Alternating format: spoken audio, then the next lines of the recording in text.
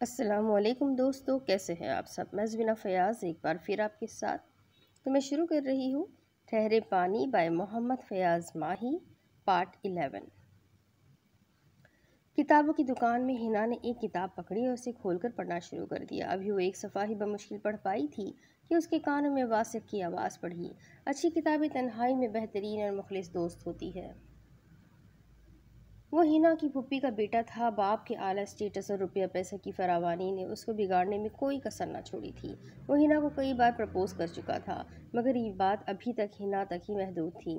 ہنا کی امی بھی نہیں چاہتی تھی کہ واسق اور ہنا کا رشتہ طے ہو، مگر ہنا کا باپ اپنی بہن کی بات کو ٹال نہ سکتا تھا، کیونکہ ایک تو ہنا کی پھوپھی اس کے باپ کی بڑی بہن تھی اور دوسرے واسق اکلوتا اور لاڈلا بیٹا تھا۔ ہنا اسی بات سے ڈرتی تھی کہ اگر بات اس کے گھر تک پہنچ گئی تو پھر ہنا کا انکار بھی کچھ نہیں کر سکے گا۔ اس نے واسق کو نظر انداز کرنے کی پالیسی اپناتے ہوئے اس سے سرسری سی بات کرنے کی ٹھانی۔ ہاں، اگر کتاب اچھی اور معیاری ہو۔ وہ کتاب پکڑے کاؤنٹر کی جانب بڑھی تو واسق نے جرأت کا مظاہرہ کرتے ہوئے پہلی بار اس کا ہاتھ پکڑ لیا تو ہنا نے غصے سے اس کی طرف دیکھا اور بولی، واسق، یہ کیا بدتمیزی ہے؟ وہ کمال ڈٹائی سے بولا، تمہارا ہاتھ پکڑنا بدتمیزی ہے تو میری جان، میں یہ بدتمیزی کرتا رہوں گا۔ اس کے الفاظ لوفرانہ پن لیے ہوئے تھے۔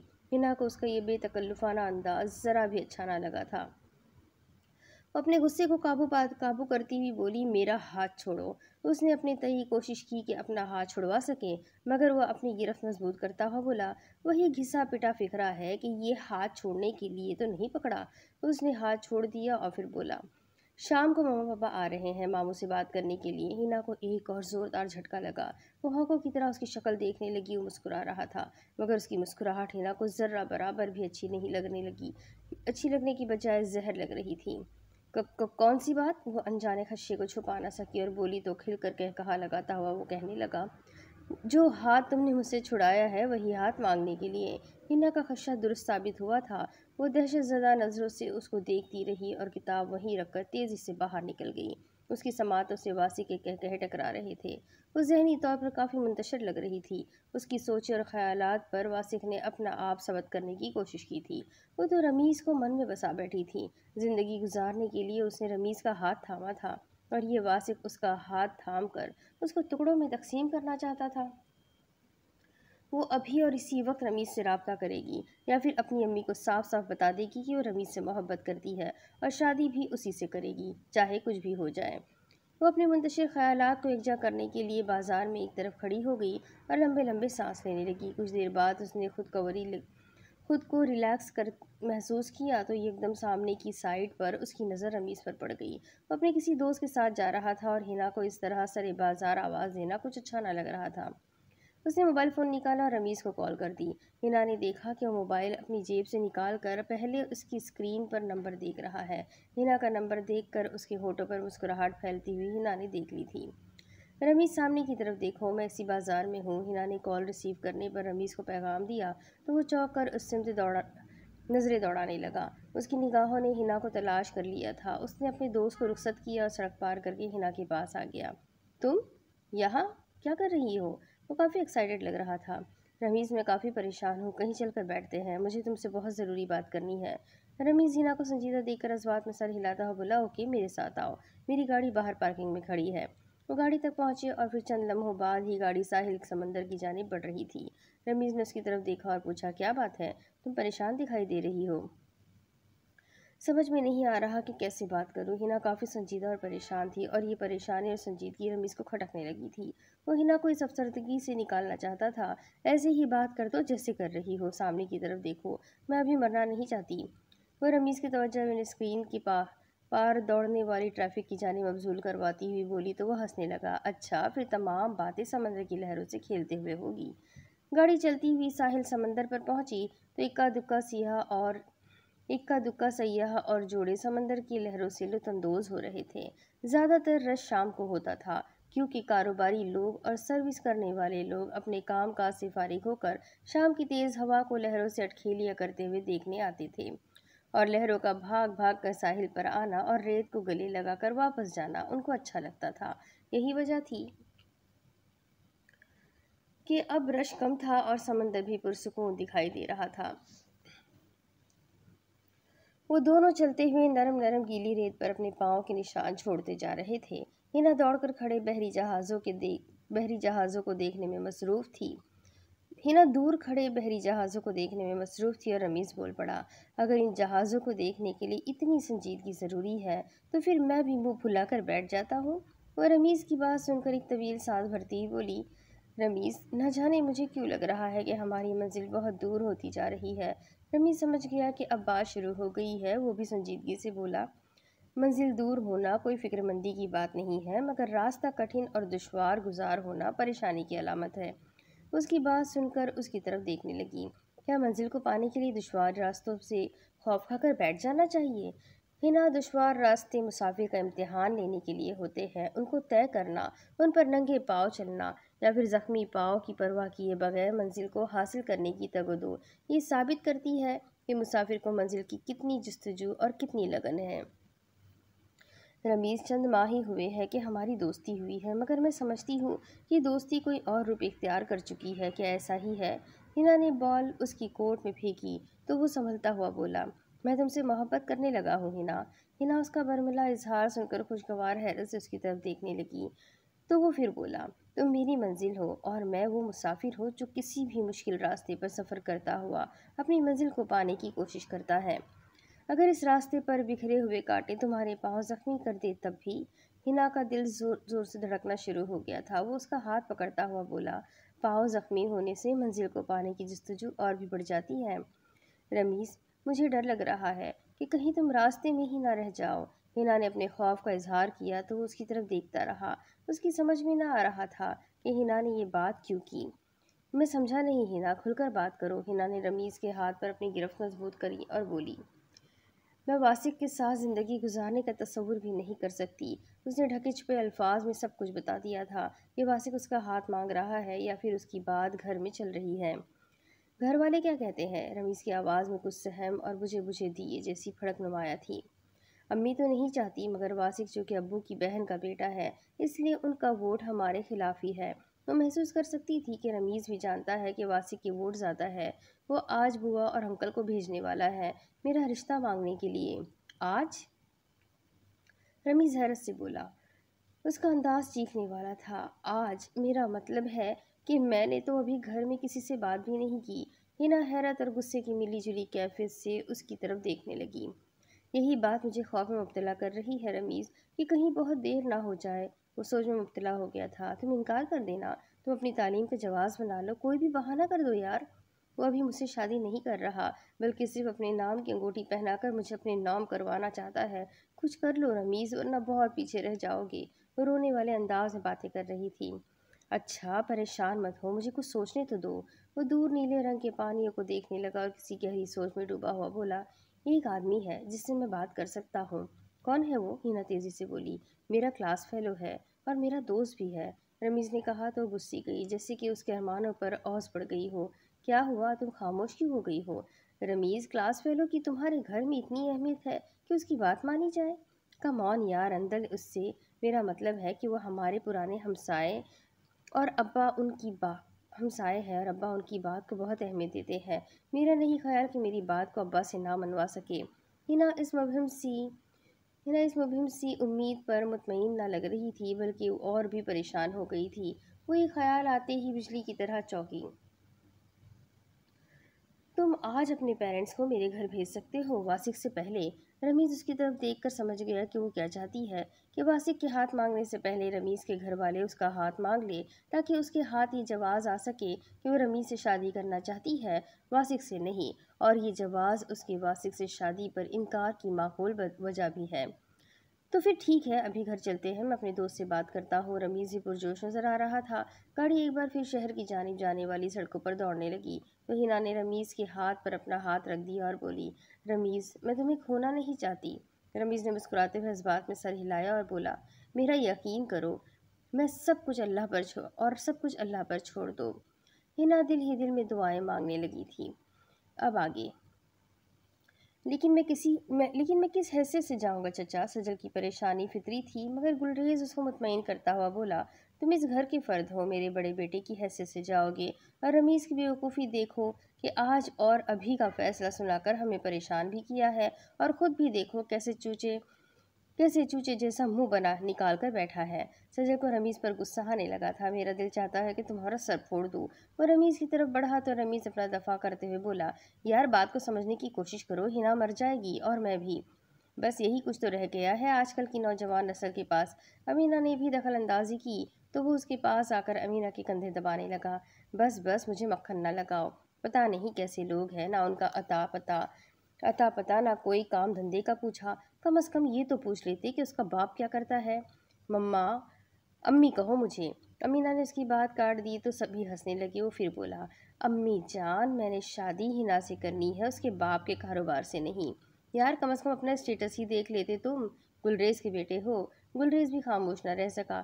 ابا جی آپ تو ایسی باتیں نہ کریں، جب امی نے آپ سے شادی کی تھی تو ایک سائیکل تھی آپ کے پاس۔ رمیز ہنستا ہوا کہنے لگا تو گلریز مصنوعی غصے سے اس کی طرف دیکھ رہا تھا۔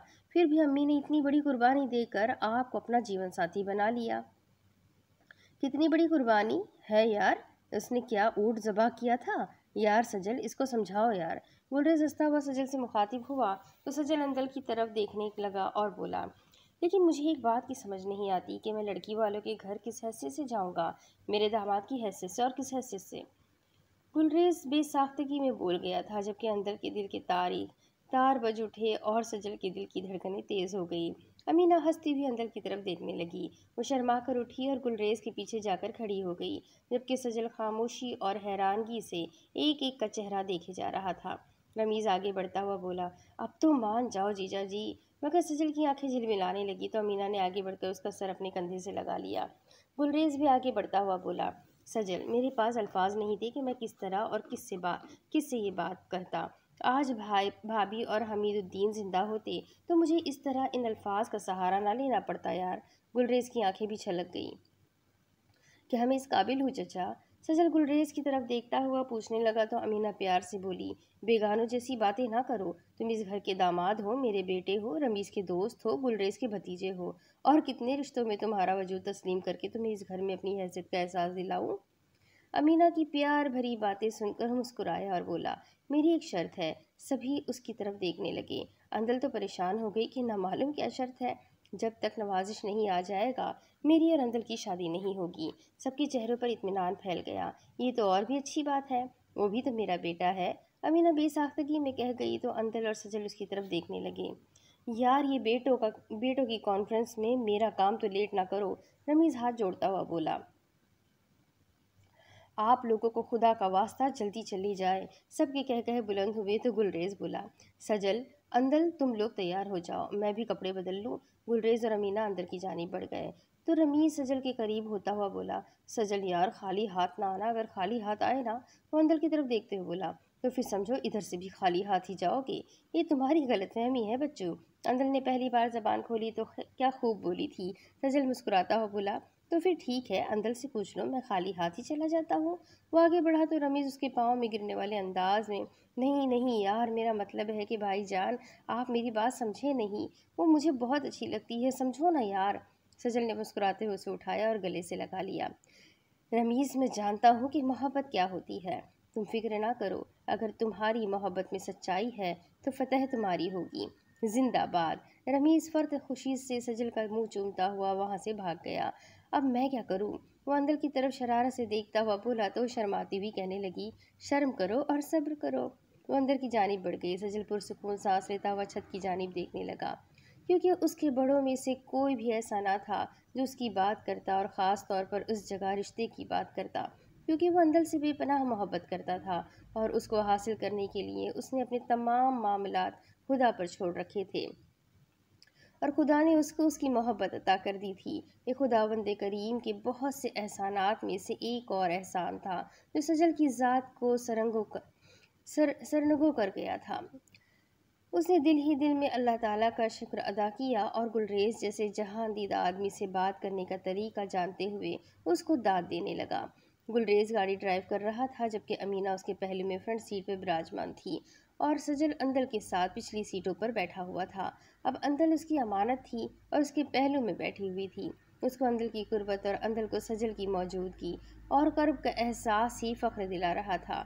اندل نے سجل کو تب سے چاہا تھا جب وہ پہلی بار یونیورسٹی میں اسے ملی تھی۔ اس نے سجل کو دوسرے اسٹوڈنٹس سے مختلف پایا تھا۔ اس کی بول چال اور اس کا اعلیٰ کردار اس کی پرسنالٹی میں چار چاند لگاتے تھے۔ سجل نے ہمیشہ صاف ستھرا لباس پہنا تھا اور پھر اس نے جس طرح مشکل ترین حالات میں والدین کی بیماری میں ان کا ساتھ دیا اور پھر رشائل اور حبیبہ کی شادی کی اور پھر اس کے تمام اپنوں نے اس سے منہ پھیر لیا تھا، وہ ان تمام حالات کا مردانہ وار مقابلہ کرتا ہوا آج اس مقام پر آ گیا تھا کہ دنیا میں نامور فرم فیضان گروپ آف انڈسٹری نے اس کو جاب دینے میں فخر محسوس کیا تھا۔ یہ سب باتیں اندل کے بہترین مستقبل کے لیے ایک روشن اور زندہ مثال تھیں اور سجل اس کا مرکزی کردار تھا۔ اس کو اپنے مقدر پر ناز ہونے لگا تو اس نے پیار سے سجل کی طرف دیکھا۔ دونوں کی آنکھیں آپس میں ملی تو دلوں کی دھڑکنیں بے ترتیب ہو کر دھک دھک کی صدائیں دینے لگی۔ یہی حال سجل کا تھا، کیونکہ اس نے جب والدین کے جنازوں کو کندھا دیا تو اس کو بڑے بھائیوں اور آپا زینب کی محبت کا آسرا تھا۔ چھوٹے بہن بھائی کو وہ اپنے بچوں کی طرح سمجھ کر ان کی پرورش اور تعلیم و تربیت میں مصروف تھا، لیکن مہربان سایہ اٹھ جانے کے بعد رشائل نے اس کی پیٹھ میں ایک اور چھرا گھونپ دیا۔ وہ اپنا حصہ مانگنے لگا تھا۔ سجل کو اپنے والدین کی نشانی وراثتی مکان بھی بیچنا پڑا تھا۔ وہ ان حادثوں سے گزرتا ہوا اپنی تعلیم جاری رکھ رہا تھا کہ اندل کی یونیورسٹی میں آمد ہوئی اور اس کو ایک نظر دیکھ کر ہی دل کی صدا پر اس کا گرویدہ ہو گیا تھا۔ اپنوں کے سہارے چھن جانے کے بعد اس کو نوازش جیسا پرخلوص دوست بھی اللہ کی طرف سے حوصلے اور اس کی رضا پر راضی رہنے پر انعامی طور پر ملا تھا۔ اور پھر اندل کے گھر جا کر معلوم ہوا کہ اندل گلریز اور امینہ کی بیٹی ہے، جو کہ ان کے پرانے اور قریبی ہمسائے ہیں، اور گلریز امینہ کا زیادہ تر وقت انہی کے گھر میں گزرا تھا اور حمید الدین نے گلریز کو اپنا بھائی بنایا ہوا تھا۔ سجل حمید الدین کے ساتھ گیراج میں بھی کام کرتا رہا تھا۔ اس کے ہاتھ میں ہنر اور دل و دماغ میں تعلیم کا زیور جیسی صلاحیتیں تھیں کہ وہ زندگی میں ہر پریشانی اور دکھ تکلیف کا مقابلہ کرنے کے لیے ہر طرح سے ہر وقت ذہنی طور پر تیار رہتا تھا۔ اب اس کو اندل کے لیے پریشانی ہو رہی تھی کہ وہ اس کا ہاتھ مانگنے کے لیے کس سے بات کرے اور کس طرح کرے، لیکن تقدیر نے اس کے لیے ایک اور آسانی رمیز کی صورت میں پیدا کر دی تھی، اور دل کی بات گلریز کے ہونٹوں پر اس طرح آ گئی کہ ان کی بھی خواہش تھی کہ سجل اندل کا ہاتھ تھام کر زندگی کی تلخیوں اور سختیوں کو بھول جانے میں کامیاب ہو جائے۔ گلریز نے رمیز کے سمجھائے ہوئے پتے کو دو ایک راہگیروں سے گاڑی روک کر پوچھا اور گاڑی ہنا کے گھر کے سامنے کھڑی کر دی۔ چوکیدار نے ان سے آنے کا سبب پوچھا تو پروگرام کے تحت اندل آگے بڑھتی ہوئی بولی، ہنا سے ملنا ہے، وہ میری دوست ہے۔ شاندار اور قیمتی کوٹھی کا گیٹ کھول دیا گیا تو ملازم نے ان کو ڈرائنگ روم میں بٹھایا اور خود ہنا اور اس کے والدین کو اطلاع دی، لیکن جب ہنا کی مما اندر داخل ہوئی تو اندل کے علاوہ ان تینوں کو ایک جھٹکے سے اٹھ کر کھڑے ہونا پڑا، اور یہی حال آنے والی ڈیسنٹ عورت کا بھی تھا، کیونکہ وہ کوئی غیر نہیں، وہ سجل کی آپا زینب تھی، اور گلریز اور امینہ کی طرح اس کے چہرے پر بھی حیرت اور تعجب کا نمایاں سایہ تھا۔ زینب آپا کو دیکھ کر سجل کی آنکھیں جگنے لگی تھیں۔ آپا آپ؟ سجل اتنا ہی کہہ پایا تھا، کیونکہ اس کو معلوم نہ تھا کہ تقدیر اس طرح بھی کھیل کھیلتی ہے اور اس طرح بھی کسی نہ کسی مقام پر اپنوں کو پرایوں کی طرح سامنے لا کھڑا کر دیتی ہے۔ زینب آگے بڑھتی ہوئی سجل کے گلے لگ گئی اور پھر گلریز اور امینہ نے باری باری اس کو پیار دیا تو اس کی حیرت ہنوز قائم تھی۔ غالباً ہنا نے ان کو بتایا نہ تھا کہ رمیز کی فیملی اس کا ہاتھ مانگنے آ رہی ہے۔ زینب بیٹی، اتنا بڑا اتفاق کہ مجھے اپنے ہی گھر میں سوالی بن کر آنا پڑا۔ گلریز نے بات شروع کی تو وہ حیرانگی سے بولا، میں سمجھی نہیں چچا جان، اور یہ آپ مجھے شرمندہ نہ کریں ایسی باتیں کر کے۔ وہ اندل کی طرف اور کبھی سجل کی طرف دیکھتی رہی تو امینہ نے اس کی نظروں کا زاویہ بھاپتے ہوئے اندل کا تعارف کروایا۔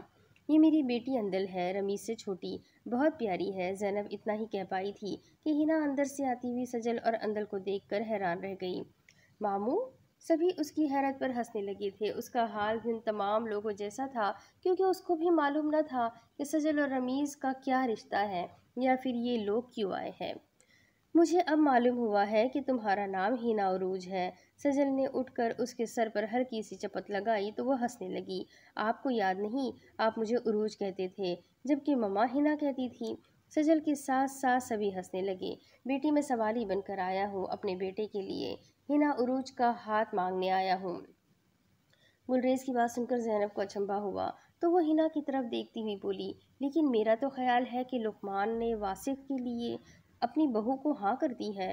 یہ بات سن کر سب کے ارمانوں پر اوس پڑ گئی، کیونکہ وہ رمیز کے بے حد اصرار کے باوجود بھی لیٹ ہو گئے تھے۔ وہ سب ایک دوسرے کا منہ دیکھنے لگے تو زینب اٹھتی ہوئی بولی، میں آپ کے لیے چائے لاتی ہوں، اور سجل تم میری بات سنو۔ وہ سجل کو اشارہ کرتی ہوئی اندر کی جانب بڑھ گئی تو ہینا اندل کے پاس آ کر بیٹھ گئی۔ وہ زینب کی بات سن کر بجھی بجھی سی لگ رہی تھی۔ اندل، اگر رمیز مجھے نہ ملا تو میں واسق سے شادی کرنے کی بجائے مرنے کو ترجیح دوں گی۔ گلریز بھی اس کی بات سن کر پریشان ہو گیا تھا، اور امینہ تو بیٹے کی خوشیاں مانگنے آئی تھی لیکن ان کو خالی ہاتھ لوٹنا پڑ رہا تھا۔ وہ گلریز سے بولی، گلریز چلو واپس چلتے ہیں۔ گلریز اور اندل امینہ کی طرف دیکھنے لگے کیونکہ وہ اس کی دلی کیفیت سے آشنا تھے، مگر گلریز حوصلے سے بیٹھا ہوا تھا۔ وہ امینہ سے مخاطب ہوا، میں جس در پر اپنے بچوں کی خوشیاں مانگنے گیا ہوں کبھی خالی نہیں لوٹا، اور مجھے امید ہے کہ اب بھی خالی نہیں جاؤں گا۔ لیکن ابا جی، زینب نے تو انکار کر دیا ہے، پھر بھی آپ کو اتنا یقین کیسے ہے؟ وہ اٹھ کر ہینا کے پاس آیا تو ہینا عروج بھی احترام کے تقاضے کو پورا کرتی ہوئی اٹھ کر کھڑی ہو گئی۔ گلریز نے پیار سے اس کے سر پر ہاتھ رکھا اور بولا، یہ جو محبت ہوتی ہے نا، بہت ظالم اور بہت ہی پیاری چیز بھی ہے۔ اگر اس میں سچائی ہو تو یہ اپنا راستہ آپ ہی بنا لیتی ہے۔ اگر تم رمیز سے سچی محبت کرتی ہو تو پھر فکر مندی کی ضرورت نہیں، انشاءاللہ جیت محبت کی ہی ہوگی۔ یہ میرا تجربہ اور محبت پر اعتماد ہے، کیونکہ سچی محبت نے مجھے کبھی بھی خالی اور مایوس نہیں لوٹایا۔ تھوڑی دیر تک تو زینب کچھ نہ بولی، مگر پھر ہمت کر کے بولی، سجل، مجھے تم سے یہ امید نہ تھی۔ سجل حیرانگی سے دیکھنے لگا کہ آپا شاید عروج کا رشتہ مانگنے پر ناراض ہے۔ وہ حیرت و استعجاب اور استفہامی انداز میں آپا کی طرف دیکھنے لگا۔ تم نے حبیبہ اور رشائل کے ساتھ جو ناروا سلوک کیا ہے، مجھے اس کا بہت دکھ ہے۔ اس حیرت ناک اور جھوٹے انکشاف کو سن کر سجل سر تپا لرز گیا۔ وہ منہ کھولے آپا کی طرف دیکھے جا رہا تھا۔ مجھے اس شہر میں آئے ہوئے 4 ماہ ہو گئے ہیں، میں اسی ناراضگی کی وجہ سے تمہارے گھر نہیں آ سکی۔ سجل اس اذیت ناک جھوٹ کو سنتے ہی تڑپ کر بولا، یہ سب جھوٹ ہے آپا، اور آپ سے کس نے کہا؟ ساحر اور رشائل نے مجھے خود بتایا ہے کہ سجل نے رشائل کے ساتھ زیادتی کی ہے، کہ اس کو مارتا پیٹتا اور حبیبہ کو کھانا بھی اچھی طرح نہ دیتا تھا۔ سجل یہ باتیں سن کر رونے لگ گیا۔ کیا تمہارے پاس اس کے جواب میں کچھ کہنے کو نہیں؟ کیا آپ میرے منہ سے سن کر مطمئن ہو جائے گی آپا؟ سجل نے الٹا سوال کر دیا تو وہ سوچتی ہی بولی، مجھے مطمئن کر سکتے ہو تو کرو۔ میں نے امی اور ابو کے بعد آپ سے بہت محبت کی ہے، اور آپ کی محبت کی قسم کھا کر کہتا ہوں کہ ساحر بھائی اور رشائل جھوٹ بول رہے ہیں۔ امی ابو کے بعد آپ تو اپنے گھر واپس آ گئی، لیکن آپا ان لوگوں جائیداد کو اس طرح ٹکڑوں میں بانٹا کہ ابو کی روح بھی تڑپ گئی ہوگی۔ وہ رونے لگا تو زینب کی آنکھیں بھی ماں باپ کے ذکر پر بھر گئیں۔ میں راتوں کو اکیلا اٹھ کر اکیلے اور ویران گھر میں خوف کھانے لگتا تو امی کی فوٹو کے پاس کھڑا ہو جاتا۔ یہ لوگ اس گھر کو ویران کر کے اس طرح بھاگے کہ دوبارہ میری خبر بھی نہ لی۔ حبیبہ کی شادی کے لیے میں نے قرض لیے تو رشائل نے اپنی شادی کے فوراً بعد ہی مکان فروخت کر کے اپنا حصہ مانگ لیا۔ میری ایک نہ سنی، اپنا حصہ لے کر ساحر اور احمد تو نکل گئے تھے۔ پھر میں نے کب اور کس وقت ان پر ظلم کیا، آپ نے یہ نہ سوچا؟ آپ کو مجھ پر اعتبار نہ تھا؟ افسوس ہے آپا کہ آپ ایک طرف کی بات سن کر مجھے قصوروار مانتی رہی۔ صرف ایک بار مجھ سے پوچھ لیتی کہ اصل حقیقت کیا ہے۔ وہ روتے ہوئے اپنا سانس درست کرنے لگا۔ میں نے زندگی میں کبھی بھی جھوٹ نہیں بولا آپا، یہ بات آپ اچھی طرح جانتی ہیں۔ امی ابو کی بیماری میں تو بڑے بھائی اور بھابیاں اس طرح منہ پھیر چکے تھے کہ ان کو امی کی الٹیاں نہ دھونا پڑے۔ یہ دونوں بھائی اور بھابیاں نفرت کرنے لگی تھی امی سے، اور آپ ان کی باتوں میں ہی آ گئی۔ افسوس ہے آپا، آپ کی سوچ پر، آپ پر انتہائی افسوس۔ وہ کچن سے باہر آنے لگا تو لقمان بھائی کو دروازے میں کھڑے دیکھا تو روتی ہوئی آنکھوں کو چھپا لیا۔ انہوں نے آگے بڑھ کر سجل کو گلے سے لگایا اور بولے، سجل، زینب کو حقیقت کا ادراک نہ تھا، یہ تم سے خفا تھی، مگر پوچھو اس سے کہ میں اس کی کسی بھی بات کا اعتبار نہیں کرتا تھا، کیونکہ جس طرح تم نے ماں باپ کی خدمت کی ہے، یا ان کے بعد اپنا آپ بیچ کر بھی ان بچوں کی شادیاں کی ہیں، ان کو جائیداد سے ان کے حصے دیے، وہ سب کچھ سچ ہے۔ وہ اس کو اپنے سامنے کرتے ہوئے پھر بولے، اور وہ سب کچھ جھوٹ ہے جو رشائل، ساحر اور حبیبہ نے کہا ہے۔ میں تمہارے ساتھ ہوں۔ اہم سوری سجل، میں ان کی باتیں سن کر تم سے خواہ مخواہ ہی ناراض ہو رہی تھی۔ زینب آپا نے اس کو گلے سے لگایا اور بولی، مجھے معاف کر دو۔ تو سجل تڑپ کر ان سے الگ ہوا اور بولا، کیوں مجھے شرمندہ اور گنہگار کر رہی ہے؟ میں اس قابل نہیں ہوں۔ پلیز لقمان بھائی، آپ ہی آپا کو سمجھائے نا۔ سجل لقمان سے مخاطب ہوا تو وہ ہنسنے لگا۔ یہ سمجھدار ہے اور سمجھ بھی گئی ہے۔ اب بولو کیا چاہتے ہو؟ میں عروج کا رشتہ گلریز چچا کے بیٹے رمیز کے لیے مانگنے آیا ہوں۔ لقمان سنجیدہ ہو کر زینب کی طرف دیکھنے لگا۔ لیکن تم کیوں؟ اور ان کی طرف سے کس حیثیت سے؟ لقمان بھائی کا سوال وزنی اور مدلل تھا۔ وہ شرماتا ہوا بولا، وہ مجھے اپنا داماد سمجھتے ہیں۔ اتنا کہنا تھا کہ لقمان بھائی کا جاندار کہا پورے گھر میں گونجنے لگا۔ یعنی کہ تم نے منگنی بھی کروا لی اور اپنے سالے کے لیے عروج کا رشتہ لینے آئے ہو؟ نہیں نہیں، منگنی نہیں کروائی، وہ فوراً بولا۔ وہ تو گلریز چچا نے صرف ہاں کی ہے لقمان بھائی۔ یار ویسے لڑکی اچھی ہے۔ سجل شرما گیا تو زینب نے اس کی کمر میں ایک چٹکی کاٹی اور بولی، ہمیں اندل قبول ہے اور رمیز بھی عروج کے لیے قبول ہے۔ لقمان بھائی نے لقمہ دیا تو وہ اور زینب آنکھیں پھاڑ پھاڑ کر لقمان کو دیکھے جا رہے تھے۔ مگر وہ تو واثق۔ زینب اتنا ہی کہہ پائی تھی کہ لقمان بول پڑا، وہ میں تمہیں سب بعد میں بتاؤں گا، میں مٹھائی لے آیا ہوں، تم بھی آؤ اور مہمانوں کے ساتھ مل کر چائے بھی پیتے ہیں اور کچھ گپ شپ بھی کر لیتے ہیں۔ لقمان خود باہر نکل گیا تو زینب آپا حیرت کی تصویر بن کر وہیں کی وہیں کھڑی رہ گئی، کیونکہ کل تک تو لقمان واثق کے گن گاتا نظر آ رہا تھا اور آج انکار کر رہا ہے۔ یہ منطق تو آپا کی سمجھ سے باہر تھی۔ پھر بھی وہ ملازمہ کو چائے کا کہہ کر خود مہمانوں کے پاس آ گئی۔ ہاں تو گلریز چچا، آپ سنائیں کیسی جا رہی ہے آپ کی فرم؟ لقمان نے بات شروع کی تو گلریز بھی اس کی باتوں کا خوش دلی سے جواب دیتا رہا اور گلے شکوے بھی ہونے لگے کہ 4 ماہ سے شہر میں ہو اور ہم سے کوئی رابطہ بھی نہیں کیا۔ بس لقمان کی طرف سے مصروفیت کا بہانہ اور عروج کی تعلیم کا جواز بنا کر بات کو ٹال دیا گیا۔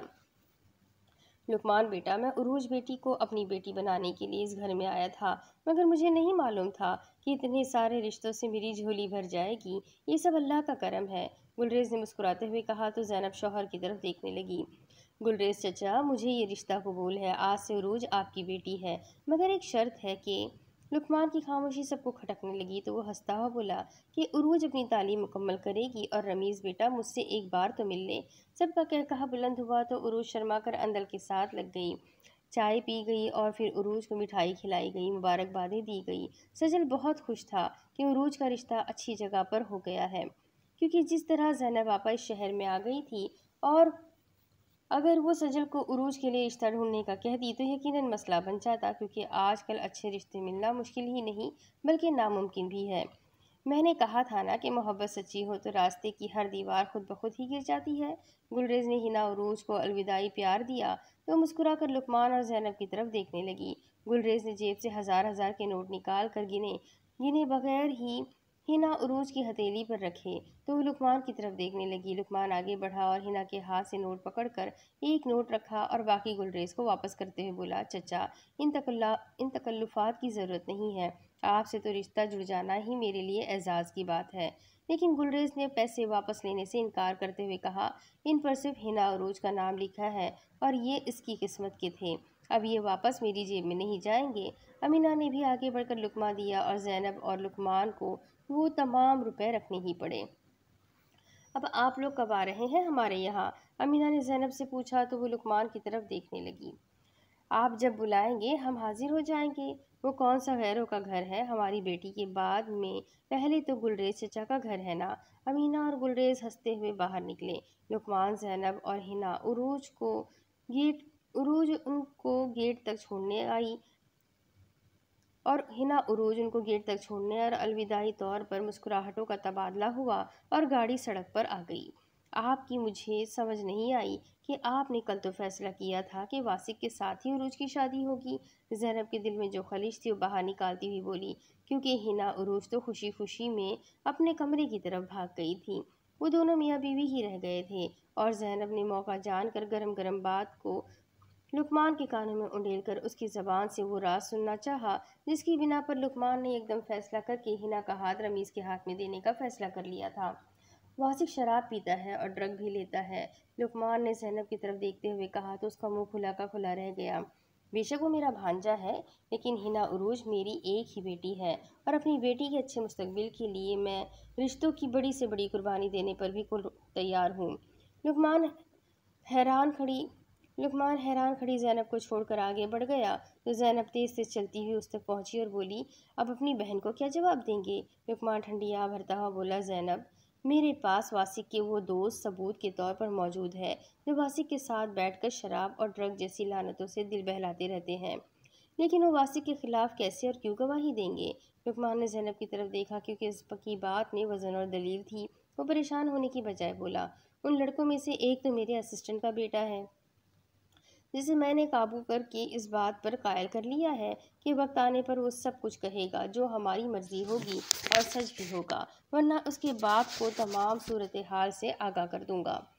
वो मान गया? ज़ैनब हैरान थी। और बाकी लड़के? उन सबको वही लड़का मनाएगा भी और वक्त आने पर लेकर भी आएगा। डोंट वरी, ये मेरा मसला है। लुकमान अंदर की जानिब बढ़ गया तो ज़ैनब आपा आसमान की जानिब मुँह करके बोली, अल्लाह तेरा शुक्र है, वासिक तो मुझे खुद भी पसंद न था। बेशक अल्लाह तो ही बेहतर फैसले करने वाला है। वो शुक्रगुजार चेहरे और होठों पर मुस्कान लिए अंदर चली गई। अब आगे। रमीज़ के होठों पर तो मुस्कुराहट रेंग रही थी, लेकिन दिल में खुशी के जो लड्डू फूट रहे थे उनकी मिसाल नहीं मिल रही थी। उसे पहले तो यकीन ही न आया कि हिना उरूज है और सजल की भांजी है। फिर दूसरा यकीन उसके लिए करना और भी मुश्किल था कि लुकमान मान गया था और वासिक को रिजेक्ट कर दिया गया था। वजह कोई भी हो, उसको उससे कोई गर्ज न थी। घर भर में खुशियां ही खुशियां रक्सा थी और अब इंतज़ार था तो नवाजिश के आने का था। वो कब आएगा इस बात का पता सिर्फ सजल को था। सजल और अंदल रमीज़ के साथ बाहर सैर को निकले थे, जबकि अमीना और गुलरेज घर पर थे और वो लॉन में बैठे हुए थे। गुलरेज, तुम फैज़ान अली को फ़ोन करके उसका वादा याद दिलाओ ना, अमीना ने कहा तो गुलरेज समझ गया कि इतनी खुशियां पाकर भी अमीना अपने बेटे को नहीं भूली और फिर उदासी और गमगीनी ने उसको पारा पारा करना शुरू कर दिया है। इस वक्त उसको हौसले और दिलासे की ज़रूरत थी। अमीना, हम तब के साथी है जब वो साइकिल हमारे पास थी। गुलरेज ने गेट के पास चौकीदार के क्वार्टर के साथ खड़ी साइकिल की तरफ इशारा किया। तुम्हें मेरी तबीयत और आदत का इल्म है कि मैं सामने वाले के चेहरे से सच और झूठ का पता चला लेता हूँ। तुम्हारा मतलब है कि फैज़ान ने हमसे झूठा वादा किया था? वो वहाँ से अंदाज में बोली, लेकिन वो तो कह रहा था कि वो गौहर की तस्वीर जाते ही हमें कंप्यूटर पर भेज देगा। मैंने उस दिन का कई बार कंप्यूटर को चेक करना शुरू किया हुआ है। गुलरेज बेदिली से बोला, तुम इन अमीर लोगों को नहीं समझती। ये लोग महज कारोबार को परवान चढ़ाने के लिए झूठ और सच का सहारा लेते हैं। अमीना की आंखें नम हो गई। लेकिन मैं अपने बेटे की सूरत देखना चाहती हूँ। आप लंदन में नवाजिश से रब्ता करें। गुलरेज हैरत से उसकी तरफ देखने लगा। मगर नवाजिश से क्यों? वो भी लंदन में है और हमारा गौहर भी लंदन में है। वो उसे ढूंढ सकता है। वो फैज़ान अली को ढूंढ सकता है। फैज़ान अली तो गुमनाम आदमी नहीं है। अमीना दूर की कौड़ी लाई थी, क्योंकि गौहर नामी शख्स को लंदन में तलाश करना और बगैर एड्रेस और किसी भी तस्वीर या निशानी के बगैर मुश्किल ही नहीं बल्कि नामुमकिन था। लेकिन फैज़ान अली जैसे आदमी को तलाश करने के लिए उसका बिजनेसमैन होना और वो भी इंटरनेशनल लेवल पर उसका बिजनेसमैन होना उसको ढूंढने में काफ़ी आसानी पैदा कर सकता था। लेकिन फैज़ान अली से रब्ता करने का मकसद और मतलब था कि उससे भीख मांगना, और वो कारोबारी आदमी होने के साथ साथ गौहर को गोद भी ले चुका था और उसकी परवरिश और तरबियत भी कर चुका था और अब इससे दरख्वास्त ही की जा सकती थी, वो भी अगर उससे रब्ता हो जाए तो इसी सूरत मुमकिन था। मैं कोशिश करता हूँ अमीना, लेकिन नवाजिश का रब्ता नंबर और फिर उससे क्या कहेंगे कि हम फैज़ान अली से क्यों मिलना चाहते हैं और वो हमारा ये काम क्यों करेगा? गुलरेज के सामने जो उलझने थी उसने अमीना को बताकर तसल्ली देने की कोशिश की तो वो एक बार फिर और ख्याल जहन में लाती हुई बोली, सजल को फैज़ान अली की फर्म में ही जॉब मिली है ना, वो फैज़ान अली से रब्ता कर सकता है। गुलरेज खुद पर काबू रखता हुआ बोला, अमीना खुद को संभालो, सजल अब हमारा दामाद है।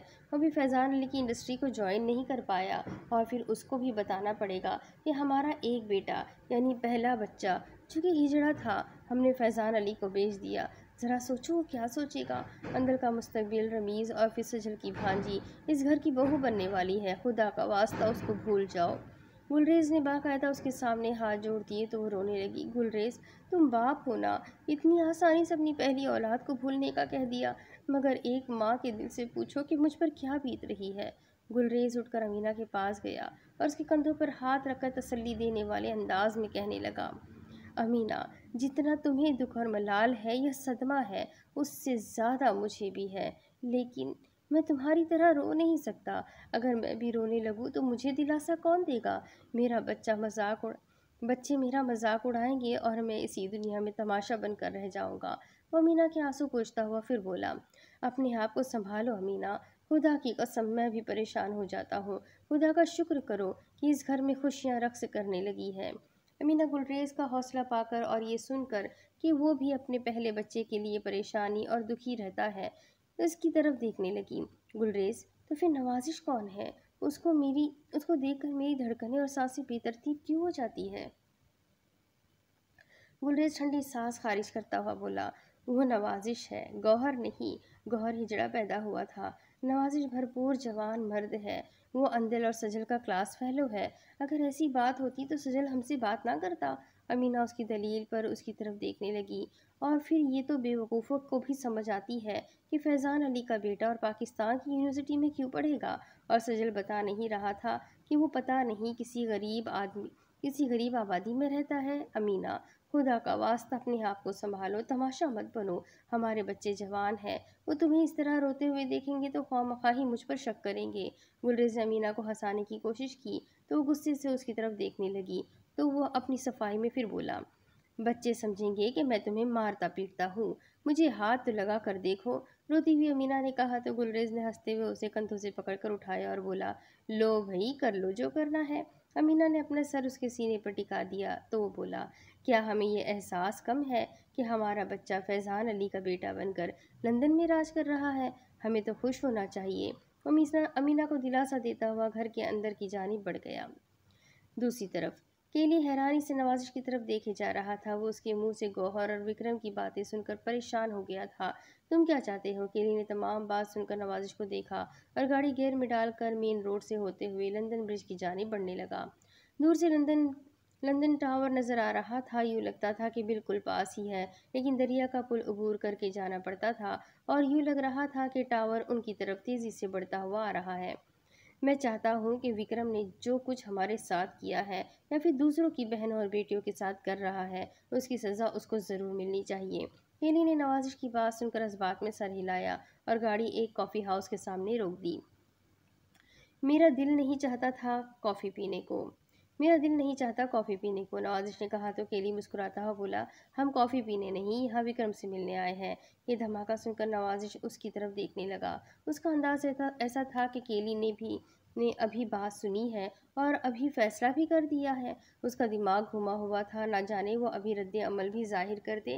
نوازش گڑبڑا گیا، مگر اتنی جلدی بھی کیا ہے؟ ہم کوئی پلاننگ کرتے ہیں، اس سے سبرینا اور گوہر کے متعلق بات کریں گے، پھر کوئی قدم اٹھائیں گے۔ کیلی ہنستے ہوئے بولا، میں نے تو سنا تھا کہ پاکستان دلیر اور جرأت مند لوگوں کا ملک ہے، لیکن تم تو بزدل ہو۔ میں پاکستانی نہیں ہوں، اسی لیے بزدل ہوں، وہ اپنی صفائی میں بولا، لیکن جتنا عرصہ بھی پاکستان میں گزارا ہے، اس عرصے میں بہادری اور جرأت مندی سیکھ کر آیا ہوں، اسی لیے تو واپس آیا ہوں۔ تو پھر ٹھیک ہے، ہم وکرم سے بات کریں گے اور اس کا جوابی رد عمل دیکھیں گے، پھر اپنا کام کریں گے۔ کیلی نے لفظ کام پر ہاتھ سے پستول کا اشارہ کیا اور نوازش کو لے کر اندر کی جانب بڑھ گیا۔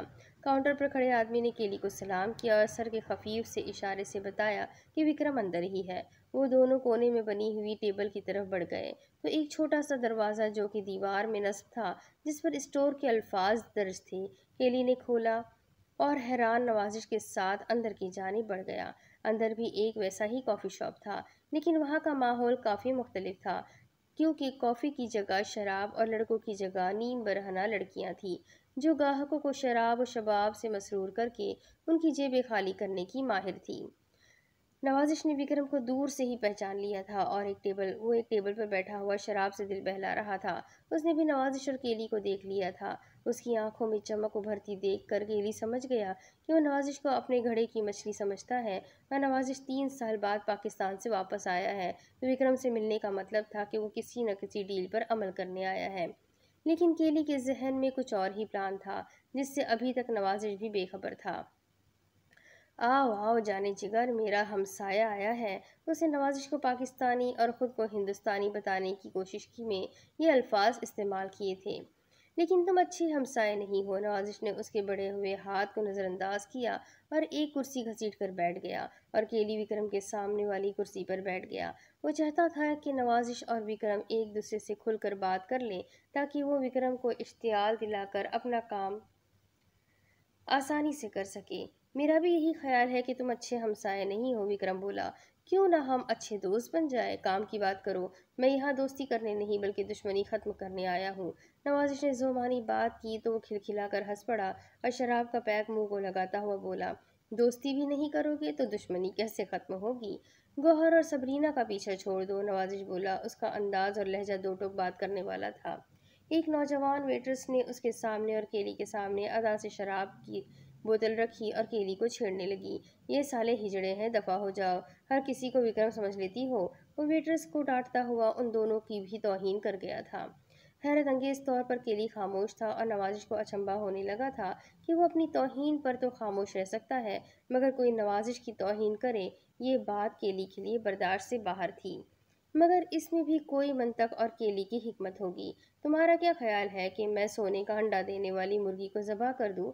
نوازش فیضان علی۔ وہ نشے میں ڈوبا ہوا تھا مگر اس کے حواس کام کر رہے تھے۔ چلو بولو کیا قیمت دیتے ہو؟ بات بنتی دیکھ کر کیلی بولا، تم بتاؤ گے، قیمت ادا ہم کریں گے، مگر ایک بات یاد رکھنا، قیمت لینے کے بعد تمہارا سبرینا اور گوہر سے کوئی تعلق نہیں ہوگا۔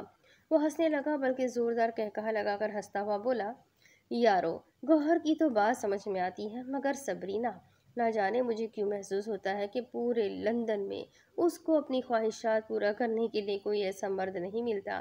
مگر اس کی بات پوری ہونے سے پہلے ہی ایک زوردار تھپڑ نے اس کا منہ دوسری طرف گھما دیا تھا۔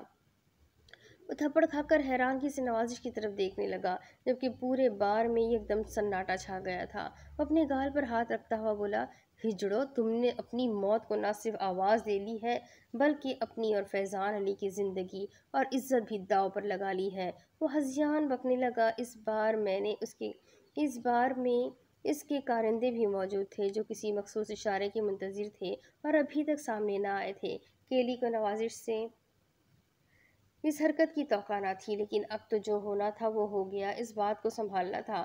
وہ وکرم کا ہاتھ پکڑتا ہوا بولا، وکرم، غلطی تمہاری ہے، تم خود سوچو، وہ اس بات کو کس طرح برداشت کر سکتا ہے؟ اس کو سمجھاؤ کیلس، یہ یہاں سے زندہ باہر نہیں جا سکتا، اب اس کی لاش تمہارے کندھوں پر ہی جائے گی۔ وہ غصے میں اول بول بکنے لگا تو کیلی معاملے کو سلجھاتے ہوئے بولا، میں بات کرتا ہوں، تم اپنی قیمت بتاؤ، میری طرف دیکھو، مجھ سے بات کرو، میں تمہیں تمہاری مطلوبہ قیمت ادا کروں گا جب اور جہاں چاہو گے۔ وکرم لالچی اور بلیک میلر آدمی تھا، وہ اپنی توہین برداشت کر گیا اور بولا، 1 کروڑ پاؤنڈ، اور وہ فلم جو اس بے غیرت ہجڑے کے پاس ہے۔ نوازش کے پاؤں تلے سے زمین کھسکتی ہوئی محسوس ہوئی۔ اتنی بڑی رقم اور پھر اس کا اعتبار بھی کیا تھا کہ وہ اپنے وعدے پر عمل بھی کرتا ہے یا پھر سبرینا کو بلیک میل کر کے فیضان علی کی رقم پر ہاتھ صاف کرتا رہے گا؟ یہ تو بہت زیادہ ہے، کچھ کم کر لو، میری طرف دیکھو۔ کیلی کا انداز منت بھرا تھا۔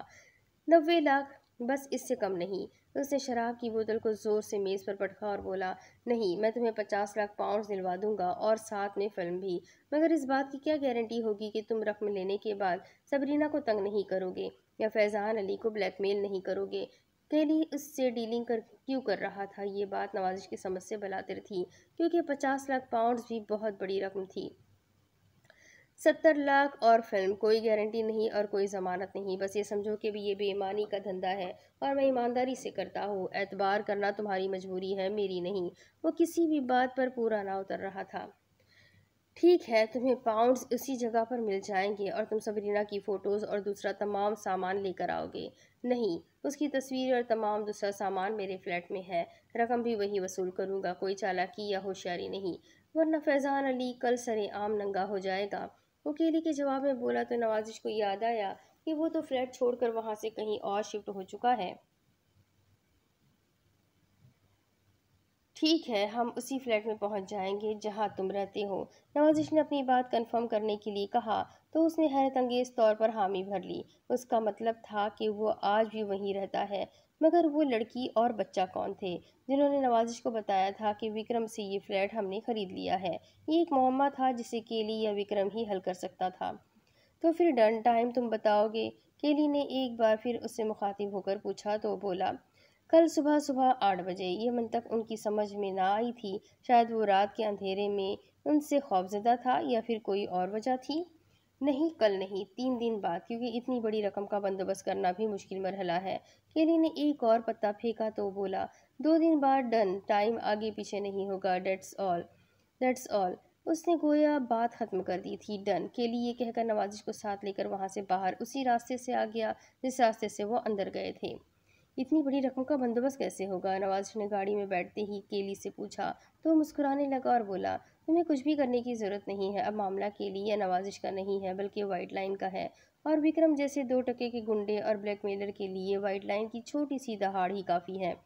نوازش اس کا لہجہ اور گھن گرج دیکھ کر سن رہا تھا، اور وہ جانتا تھا کہ وائٹ لائن لندن کی انڈر ورلڈ تنظیم کا نام ہے اور کیلی ہی اس کا سربراہ ہے۔ مگر تم کیا کرو گے کیلی؟ نوازش کا لہجہ سہما ہوا تھا۔ وہ اس کو دیکھ کر ہنسنے لگا اور بولا، یہاں تو سہم گئے ہو، اور وہاں اس کے منہ پر تو تھپڑ مار دیا تھا۔ اگر میرے پاس پستل ہوتا تو میں اسے شوٹ بھی کر دیتا۔ نوازش غصے سے بولا تو کیلی اس کی طرف دیکھ کر گاڑی ایک سائڈ پر کھڑی کر کے بولا، آج رات وکرم کا قصہ ہمیشہ ہمیشہ کے لیے ختم ہو جائے گا۔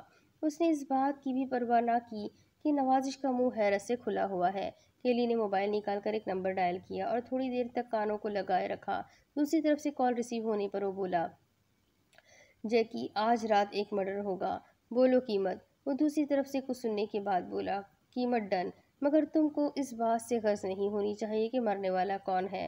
قتل کے بعد تم ہمیں فون کرو گے، میں قتل ہوتے ہی پیمنٹ دے دوں گا۔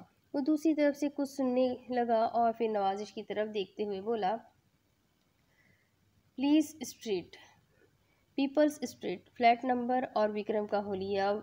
وہ حدود اربع بتانے کے بعد وہ باقی معاملات طے کرنے لگا۔ تقریباً 15 منٹ تک بات ہونے کے بعد وہ نوازش سے مخاطب ہوا، جاؤ اور آرام سے سو جاؤ، اب یہ سبرینا یا تمہارا کام نہیں ہے، کیلی کا کام ہے، کیونکہ کیلی یاروں کا یار ہے اور تم تو کیلی کی جان ہو جگر۔ نوازش تذبذب کا شکار تھا۔ مگر سبرینا کے فوٹوگرافز اور باقی سامان؟ نوازش خوفزدہ لگ رہا تھا۔ نوازش، میرے خیال میں وکرم کے پاس کچھ بھی ایسا نہیں ہوگا جس کی بنا پر وہ سبرینا کو بلیک میل کر رہا ہوگا۔ سبرینا اس کی محبت میں گرفتار ہے اور گوہر کو اس نے تم سے انتقام لینے کے لیے استعمال کیا ہے۔ نوازش کیلی کا منہ دیکھ رہا تھا۔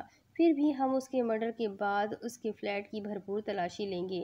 ڈونٹ وری، کیلی زندہ ہے اور تم پر اپنی جان بھی وار دے گا۔ کیلی کے خلوص پر اس کو کوئی اعتراض نہ تھا اور نہ ہی کوئی شک تھا، کیونکہ وہ کیلی کو بچپن سے جانتا تھا اور اس کے ساتھ کافی وقت گزار چکا تھا۔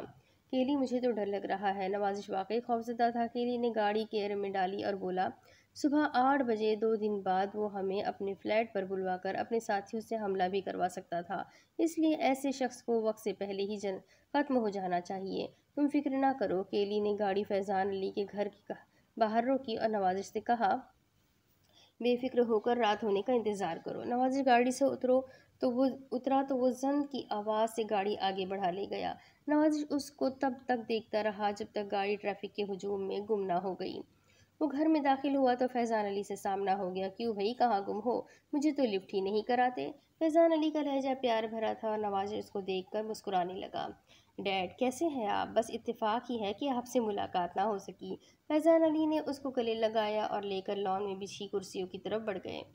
ڈیڈ، آپ سے ایک پرسنل سا سوال کرنے کی جسارت کروں؟ نوازش نے فیضان علی کی کرسی پر بیٹھنے کے بعد دوسری کرسی پر بیٹھتے ہوئے پوچھا تو فیضان علی انجانے خدشے سے لرزنے لگا۔ اس کو پاکستان میں امینہ اور گلریز یاد آ گئے۔ کہیں ان کو نوازش کی حقیقت معلوم تو نہیں ہو گئی؟ مگر وہ کیسے جان سکتے ہیں کہ نوازش ہی ان کا بیٹا ہے؟ وہ سوچوں میں ڈوبا ہوا تھا کہ نوازش پھر بولا، ڈیڈ، آپ کیا سوچ رہے ہیں؟ فیضان علی نوازش کی آواز سن کر چونک کر اسے دیکھنے لگا اور ہونٹوں پر مسکان سجاتا ہوا بولا، کچھ نہیں بیٹا، کہو تم کیا کہنا چاہتے ہو؟ ڈیڈ، آپ اب تک وکرم کو کتنے پیسے دے چکے ہیں؟ نوازش نے ایک دم دھماکہ کر دیا تھا۔ فیضان علی اس کی طرف پریشان نظر سے دیکھنے لگا، کیونکہ سبرینا اور گوہر نے اس کو وکرم کی آڑ لے کر ہی لندن سے نکلنے پر مجبور کیا تھا۔ اور اس کی ذاتی زندگی اور شخصیت کو طنز و تند باتوں کا نشانہ بنایا، اتنا مجبور کر دیا کہ وہ تمام کام ادھورے چھوڑ کر پاکستان جانے پر مجبور ہو گیا تھا۔ لیکن اب وکرم کی بات کا آغاز کر کے اس نے فیضان علی کے لیے ایک بار پھر خطرے کی گھنٹی بجا دی تھی کہ اب پھر سے سبرینا وکرم کے نام کی آڑ میں اس کو فیضان علی اور ماہپارہ سے دور جانے پر مجبور کر دے گی۔ وکرم یہ کون ہے؟ میں جانتا ہوں کہ آپ بہت اچھے بزنس مین ہیں، نوازش نے فیضان علی کو مزید کچھ کہنے سے پہلے ہی روکتے ہوئے کہنا شروع کر دیا تو وہ نوازش کی طرف متاثر کن نظروں سے دیکھنے لگے۔ آپ اچھے باپ ہیں، اچھے شوہر ہیں، اچھے بزنس مین ہیں، مگر آپ اچھے اداکار نہیں ہیں daddy. I am sorry. Faizan Ali سمجھ گیا کہ نوازش نے اس کا جھوٹ پکڑ لیا ہے۔ وہ ٹھنڈی آہ بھرتا ہوا بولا، اب تک لاکھوں پاؤنڈز وہ مجھ سے بٹور چکا ہے، سبرینا کو بلیک میل کر کے اور گوہر کو ڈرگس میں مبتلا کر کے۔ فیضان علی کی باتوں میں جو کرب تھا وہ اس کے چہرے سے نمایاں ہو رہا تھا۔ وہ بہت خطرناک ہے اور میں شریف آدمی اسے ٹکر نہیں لے سکتا۔ وہ تمہیں کہاں ملا ہے؟ فیضان علی پریشانی کے عالم میں کہہ رہا تھا، کیونکہ اس کو خطرہ تھا کہ وکرم جیسا خطرناک آدمی کہیں نوازش کو ہی خطرہ نہ پہنچا دے۔ میں اس سے نہیں ملا بلکہ گوہر سے ہاسپٹل میں ملا ہوں، اس نے مجھے سب کچھ بتا دیا ہے۔ فیضان علی نوازش کی طرف خوشگوار حیرت سے دیکھنے لگا۔ تم گوہر سے ملنے ہاسپٹل گئے تھے؟ سچ کہہ رہے ہو؟ اسے یقین ہی نہیں ہو رہا تھا کہ نوازش گوہر سے ملنے گیا تھا۔ ہاں ڈیڈ، وہ میرا بھائی ہے۔ پھر کیا ہوا؟ وہ مجھے اپنا بھائی نہیں سمجھتا۔ مجھے اس کو اس طرح دیکھ کر بہت دکھ ہوا ہے ڈیڈ۔ میرا خیال ہے کہ مجھے وکرم سے ملنا پڑے گا، نوازش نے کہا تو فیضان علی کے چہرے پر خوشگوار تاثرات یکدم ختم ہو گئے اور پریشانی اور فکر مندی نے ان کی جگہ لے لی۔ وہ اپنی کرسی سے اٹھ کر اس کے پاس آیا تو نوازش بھی اٹھ کر کھڑا ہو گیا۔ تم ایسا کچھ بھی نہیں کرو گے۔ فیضان علی کا یہ حکم سن کر نوازش سمجھ گیا کہ وہ شریف آدمی وکرم کی غنڈہ گردی سے خوفزدہ ہے، لیکن ڈیڈ، اس نے سبرینا اور گوہر کا مستقبل تباہ کر دیا ہے اور آپ کی دولت و جائیداد کو گھن کی طرح آہستہ آہستہ چاٹ کر کھا رہا ہے۔ فیضان علی کو فخر ہونے لگا کہ اس نے نوازش کی تربیت اچھی کی تھی اور وہ ان کے لیے بہت فکر مند تھا۔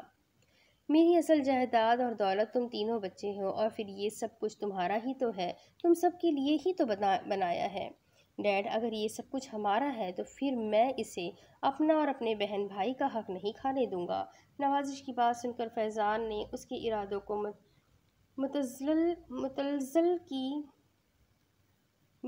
کرنے کے لیے ایک اور تیر چھوڑا، لیکن وہ بہن اور بھائی تو تم کو اپنا سمجھتے ہی نہیں، وہ تو تمہیں اپنا دشمن سمجھتے ہیں۔ ان کی بات سن کر نوازش حیرت انگیز طور پر مسکرانے لگا اور بولا، ڈیڈ، آپ مجھے ایموشنل بلیک میل کرنے کی کوشش کر رہے ہیں مگر آپ ناکام ہیں۔ تو پھر کیا کرو گے تم وکرم کے ساتھ جبکہ وہ انتہائی خطرناک اور دشمن دار بندہ ہے؟ فیضان علی کو نوازش کے ارادوں کے سامنے شکست ہی تسلیم کرنا پڑی۔ نوازش ہنستا ہوا بولا، ڈیڈ، آپ کی طرف سے اجازت ہے تو میں اس بدبخت سے نپٹ سکوں، لیکن میں تمہیں کھونا نہیں چاہتا۔ یہ الفاظ ادا کر کے فیضان علی نے اپنی بھررائی ہوئی آواز کا بھرم رکھنے کے لیے مسکرانا شروع کر دیا۔ ڈیڈ، میں اس سے فون پر ملوں گا اور تمام کام اسی کی فیلڈ کے ایک آدمی سے کروا لوں گا۔ کیا تمہارے بھی تعلقات جرائم کی دنیا میں موجود لوگوں سے ہے؟ نہیں ڈیڈ، یہ لندن ہے، یہاں ہر جنس فروخت نہیں ہوتی ہے، انسانی جان کی تو کوئی اہمیت ہی نہیں ہے۔ نوازش کے لیے کیلے کی بات اور اس کا وائٹ لائن ہونا چھپا گیا تھا۔ 2-1 روز میں آپ کو رزلٹ مل جائے گا ڈیڈ، اور میں گھر میں ہی رہوں گا۔ آپ کو فکر مند ہونے کی ضرورت نہیں ہے، مجھے کچھ نہیں ہوگا۔ فیضان علی نے اسے آگے بڑھ کر سینے سے لگا لیا اور اس کا منہ چومنے لگا تو ماہپارہ کی آواز نے ان دونوں کو چونکا دیا۔ یہ کون سی خوشی منائی جا رہی ہے کہ باپ بیٹا گلے بھی مل رہے ہیں اور بیٹے کا منہ بھی چوما جا رہا ہے؟ نوازش ہنستے ہوئے ماہپارہ کی طرف متوجہ ہونے کے لیے فیضان علی سے الگ ہوا تو ماہپارہ نے اس کی پیشانی پر محبت بھرا بوسہ دیا۔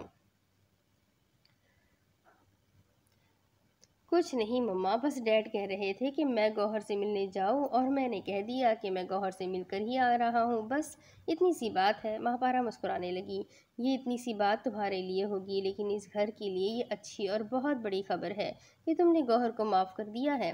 نوازش ماہپارہ کی طرف دیکھنے لگی۔ مما، میرے دل میں سبرینا اور گوہر کے لیے کوئی میل نہیں ہے، وہ میرے اپنے ہیں، بس میں ہی ان کا اپنا نہیں بن سکا تو یہ ان کا قصور نہیں ہے اور نہ ہی میرا۔ نوازش کو اپنی شخصیت ادھوری کہنے کے لیے الفاظ نہ مل رہے تھے۔ وہ غمگین ہو گیا تھا۔ یہ تو تقدیر کی مہربانی ہے کہ مجھے ایسا بنا دیا ہے، لیکن میں خوش ہوں۔ وہ آنکھوں میں آئے ہوئے آنسو صاف کرتا ہوا اندر کی جانب بڑھ گیا تو ماہپارہ نے گیلی آنکھوں سے فیضان علی کی طرف دیکھا، جو مسکرا کر جاتے ہوئے نوازش کو دیکھ رہا تھا۔ ماہپارہ، یقیناً ہم نے کوئی اچھا کام کیا ہوگا جس کا صلہ اللہ نے ہمیں نوازش کی صورت میں دیا ہے۔ فیضان علی اور ماہپارہ دوبارہ کرسیوں پر بیٹھ گئے تھے۔ فیضان علی، مجھے اس کے کھونے کا ڈر اور خدشہ ہمیشہ رہے گا۔ یہ تلوار میرے سر پر ہمیشہ لٹکتی رہے گی کہ یہ گلریز اور امینہ کا بچہ ہے جو ہم نے گود لیا ہے۔ بے وقوفوں جیسی باتیں نہیں کرتے، یہ ہمارا بیٹا ہے۔ تم نے دیکھا نہیں کہ کس طرح وہ سبرینا اور گوہر پر اپنی جان بھی نچھاور کرنا چاہتا ہے؟ فیضان علی نے اسے ڈانٹ دیا تو ماہپارہ اداس سی مسکان ہونٹوں پر لاتی ہوئی بولی، فیضان علی، اب میں نوازش کو پاکستان نہیں جانے دوں گی۔ وہ چونک گیا اور ماہپارہ کو سمجھاتے ہوئے بولا، غلط فیصلے ہمیشہ منزلوں کو کھونے کا باعث بنتے ہیں۔ یہ کوئی دانش مندی نہیں ہے۔ ابھی تو اسے حال ہی میں وہاں کے آفس کا کنٹرول سنبھالنے کا کہا ہے۔ ابھی اسے روک لیں گے تو مشکوک ہو کر ہم سے کوئی بھی سوال کر سکتا ہے، اور یہ لندن ہے، اس کے بھی حقوق ہیں۔ فیضان علی نے ایک سانس کھلی فضا میں چھوڑ کر اور آسمان کی طرف دیکھتا ہوا بولا، ماہپارہ، کیا سبرینا اور گوہر نوازش کو پھر سے قبول کر لیں گے؟ اسی دکھ کو تو میں نے سینے کا روگ بنا لیا ہے۔ ماہپارہ بھی اس بات پر پریشان تھی۔ فیضان علی، ہم کوشش تو کر سکتے ہیں۔ وہ ایک امید سے اس کی طرف دیکھنے لگی تو فیضان علی اس بات میں سر ہلاتا ہوا بولا،